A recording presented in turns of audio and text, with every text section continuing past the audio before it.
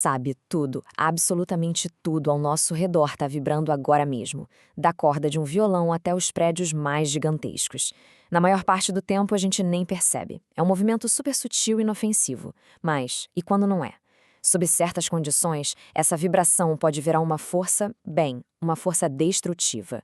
E aí fica a pergunta: como é que os engenheiros conseguem domar esse poder? É isso que a gente vai desvendar. Como se controla esse fenômeno? Olha só uma estrutura icônica como essa. Parece totalmente parada, né? Firme. Mas a verdade é que ela está sempre em movimento, balançando de leve. A grande sacada da engenharia moderna foi entender que não adianta lutar contra esse movimento. O negócio é gerenciar. O desafio, então, não é fazer algo que fique duro, que não se mexa nunca. É projetar algo que se mova, sim, mas de um jeito seguro e totalmente controlado. Então, essa é a pergunta de US$ 1 milhão, não é? Como é que se controla esse movimento, que pode ser tão poderoso e até perigoso? Se tudo vibra, como a gente garante que uma ponte não vai entrar em colapso, que um prédio não vai desabar? A resposta para isso está em entender como uma vibração funciona por dentro e, o mais importante, em como a gente aperta o freio. Para a gente poder controlar, primeiro a gente precisa entender do que é feito. E olha, todo o sistema que vibra, seja o amortecedor de um carro ou um prédio inteiro, pode ser resumido em três partes, três peças essenciais. Vamos dar uma espiada nesse mecanismo. O primeiro componente é a massa. Pensa nela como a parte pesada do sistema. É a inércia, sabe? É a massa que guarda a energia do movimento, a energia cinética. É tipo um embalo, o impulso que faz a coisa continuar se movendo. Depois vem a mola. Ela é a elasticidade do sistema. Quando a massa se mexe, ela estica ou comprime essa mola. E aí, a mola guarda essa energia, só que como energia potencial. É exatamente como esticar um elástico, sabe? A energia fica ali guardadinha, só esperando para ser liberada e puxar tudo de volta. E agora, a peça-chave da nossa conversa de hoje, o amortecedor. Porque pensa bem, se a gente tivesse só a massa e a mola, o sistema ia ficar balançando para sempre. A energia ficaria só trocando de mão. O amortecedor é quem chega para botar ordem na casa. É ele que tira a energia do sistema, geralmente transformando em calor, e faz a vibração finalmente parar.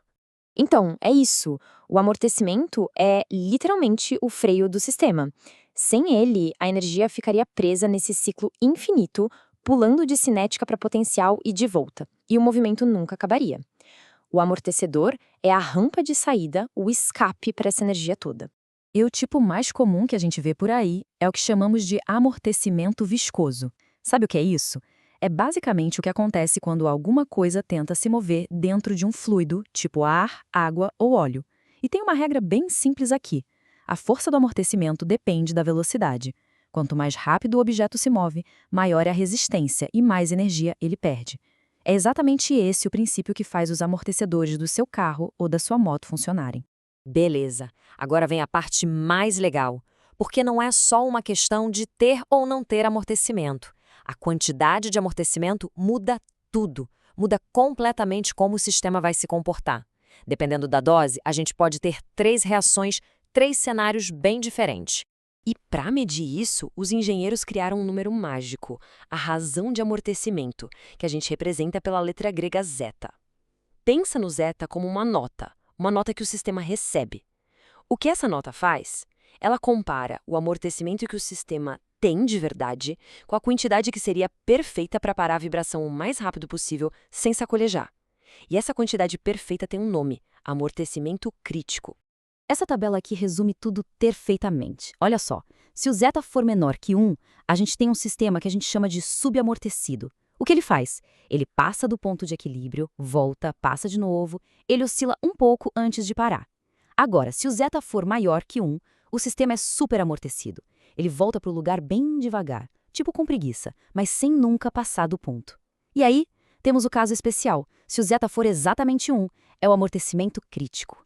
É a volta para casa mais rápida possível, sem nenhum zigue-zague, sem oscilação. E esse caso, o criticamente amortecido, é o que a engenharia geralmente busca. É tipo ponto de ouro. É o jeito mais eficiente de acabar com uma vibração. Nem rápido demais a ponto de ficar balançando, nem lento demais. Na medida certa para voltar à calmaria o mais rápido possível. Tá, legal. Mas e na prática? Onde a gente vê isso? Bom, vamos sair um pouco da teoria e olhar para o mundo real. Esses conceitos de subaamortecido, superamortecido e criticamente amortecido estão em todo lugar, projetados de propósito nas coisas que a gente usa todo dia. E que tal este exemplo aqui? Um canhão. A citação de estudo, né? Depois de um tiro, o recuo é violento. O canhão precisa voltar para a posição de tiro o mais rápido possível, mas sem ficar balançando, senão estraga a mira do próximo disparo. Qual a solução dos engenheiros? Exatamente, amortecimento crítico. É a aplicação perfeita do conceito. Aqui a gente vê a outra aplicação muito comum. Máquinas industriais, essas grandalhonas, geram uma vibração danada. E para evitar que essa energia toda danifique a própria máquina ou até a fundação do prédio, o que se faz? Elas são montadas em cima de amortecedores.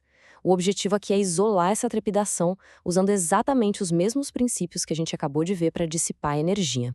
Então, olha só, da próxima vez que passar de carro numa lombada e sentir a suspensão trabalhando, ou fechar uma daquelas portas de armário que fecham devagarinho, ou até mesmo olhar para um prédio alto num dia de vento, lembre-se que tem toda uma física acontecendo ali. A questão que fica no ar é, agora que a gente sabe disso, que outros movimentos do dia a dia ganham um novo significado? Vale a pena observar.